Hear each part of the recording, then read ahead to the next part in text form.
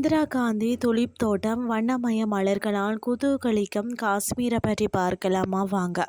எப்போதுமே இயற்கை அழகினை ரசிக்கும் போது ஒரு அலாதியான இன்பம் மனதில் ஏற்படுவது உண்டு.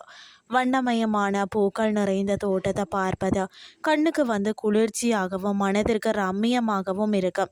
அத்தகைய அழகிய துளிப்பூக்கள் நிறைந்த தோட்டம் இந்தியாவில் இருக்கிறது என்பது தெரியுமா? சரி வாங்க, இன்றைக்கு நாம் அதை பற்றி நாம் பார்க்கலாம். இந்தியாவில் ஜம்மு காஷ்மீர் மாநிலத்தில் உள்ள ஸ்ரீநகரில் உள்ளது இந்திரா காந்தி துலிப் தோட்டம். ஆசியாவிலேயே இது மிகப்பெரிய துலிப் தோட்டம் என்பது குறிப்பிடத்தக்கது. இந்த தோட்டம் 74 ஏக்கர் பரப்பளவில் அமைந்துள்ளது. இங்கு 1.7 மில்லியன் துலிப் மலர்கள் ஆம்ஸ்டர்டாமில் இருக்கும் துலிப் மலர் தோட்டத்தில் இருந்து கொண்டு வரப்பட்டன.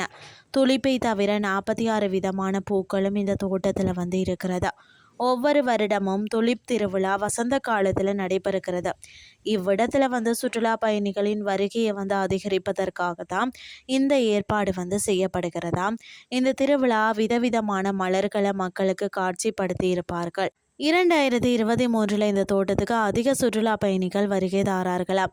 ஒரே மாதத்தில் மார்ச் முதல் ஏப்ரல் 2023 பார்த்தீங்கன்னா 3,65,000 சுற்றுலா பயணிகள் சென்றிருக்கிறார்களாம். அதில் 3,000 பேர் வெளிநாட்டினராம். துலிப் மலர் மலர்ந்தபடி 15 முதல் 20 நாட்கள் இருக்கும். துலிப் மலர்களை மிகவும் மென்மையான மலர்கள் என்று சொல்லுவாங்க. இது வாழ்வதற்கும் மலர்வதற்கும் சரியான தட்பவெப்ப நிலை இருக்கணுமா. மார்ச் மாத இறுதியில் இந்த மலர்கள் மலர தொடங்குமா. ஜம்மு காஷ்மீர் அரசாங்கம் பார்த்தீங்கன்னா ஒவ்வொரு ஏப்ரல் மாதத்திலையும் துளிப்பூக்களின் திருவிழாவை கொண்டாடுவதற்கான ஏற்பாடுகளை செய்து வராங்களாம். இந்த திருவிழாவின் முக்கிய நோக்கம் நிறைய சுற்றுலா பயணிகளை கவருவதாகத்தான் இருக்கிறதா.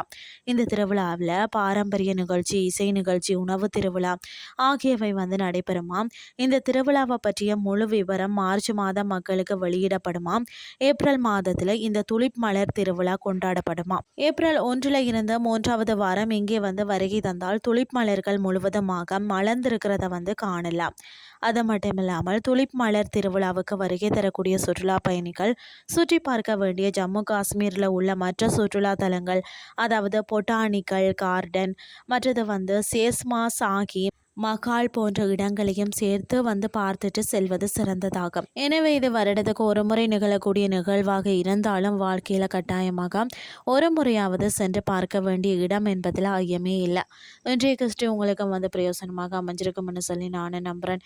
இதே மாதிரி மற்றும் ஒரு கிறிஸ்டின் வேலைக்கு உங்களை சந்திக்கிறேன். நன்றி.